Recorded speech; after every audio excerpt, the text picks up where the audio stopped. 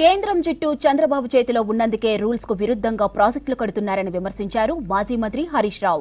బనకచెర్ల ప్రాజెక్టుతో తెలంగాణకు తీవ్ర అన్యాయం జరుగుతోందన్నారు.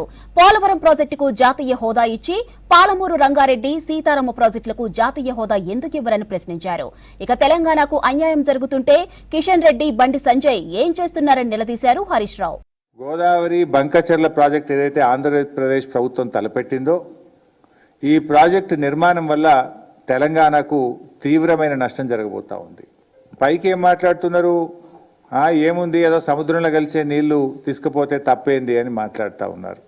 గోదావరిలో అని నీళ్లు ఉన్నదే నిజమైతే, సముద్రంలో కలిసే నీళ్ళు అయితే మరి తెలంగాణ రాష్ట్ర ప్రభుత్వము గోదావరి మీద ప్రాజెక్టులు చేపడితే ఎందుకు మోకాలడ్డం పెట్టినరు?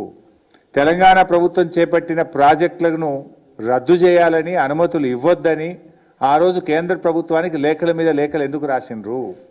ఇదే చంద్రబాబు నాయుడు గారి ప్రభుత్వము ఆ రోజు కాళేశ్వరం ప్రాజెక్టుకు మనకు అన్ని అనుమతులు వచ్చినాయి. ఒకటి, అన్ని ప్రాజెక్టుకు రావాల్సిన సిడబ్ల్యూసి నుంచి 9 డైరెక్టరేట్ల నుంచి తెచ్చాం, ఎన్విరాన్మెంట్ క్లియరెన్స్ తెచ్చాం, లాస్ట్కు టీఏసీ ద ఫైనల్ క్లియరెన్స్ కూడా ఆ రోజు మేము తెచ్చుకున్నాం. మరి నేను అడుగుతా ఉన్నా, గోదావరి బనకచెర్ల ప్రాజెక్టు కొత్త ప్రాజెక్టు కాదా? అసలు కేంద్ర ప్రభుత్వం ఎందుకు నిద్రపోతా ఉంది? గోదావరి బనకచెర్ల ప్రాజెక్టుకు ఏ అనుమతి లేదు. నేను పైన చెప్పిన దాంట్లో ఏ ఒక్క అనుమతి లేకుండా నియమ నిబంధనలన్నీ బుల్డోజ్ చేస్తూ కేంద్రం జుట్టు తన చేతుల్లో ఉంది అని చెప్పి ఇష్టారీతిన రాత్రికి రాత్రి ప్రాజెక్టు రూపకల్పన చేసి ఇవాళ టెండర్లు పిలిచి ముందుకు పోతా ఉన్నారు. ఇది ఎక్కడి పద్ధతి అని నేను అడుగుతా ఉన్నా.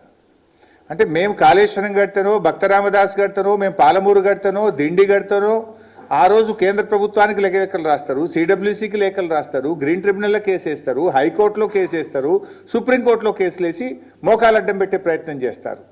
కానీ ఇవాళ మీరు మేము కట్టిన అన్ని కూడా పాత ప్రాజెక్టులు. పాలమూరు అయినా ఉమ్మడి ఆంధ్రప్రదేశ్లో స్టార్ట్ చేసిందే, కాళేశ్వరం అయినా ఉమ్మడి ఆంధ్రప్రదేశ్లో స్టార్ట్ చేసిందే. కానీ మీరు ఇలా కొత్త ప్రాజెక్టును నియమ నిబంధనలన్నీ కూడా ఉల్లంఘించి ఇలా ఆంధ్రప్రదేశ్ కడతా ఉంది. ఇది జరుగుతూ ఉంటే మరి మన ముఖ్యమంత్రి గారు పోయినసారి అసెంబ్లీలో మాట్లాడిన రేవంత్ రెడ్డి బడ్జెట్లో మనకు గుండు సున్నా పెట్టినరు, మన ప్రాజెక్టులకు అనుమతిస్తలేరు, మనకు ఏమీ రావడం లేదు, నేను నీతి ఆయోగ్ మీటింగ్ను బైకాట్ చేస్తున్నా అని చెప్పి అసెంబ్లీలో చెప్పిండు. ఏమిచ్చిండ్రు?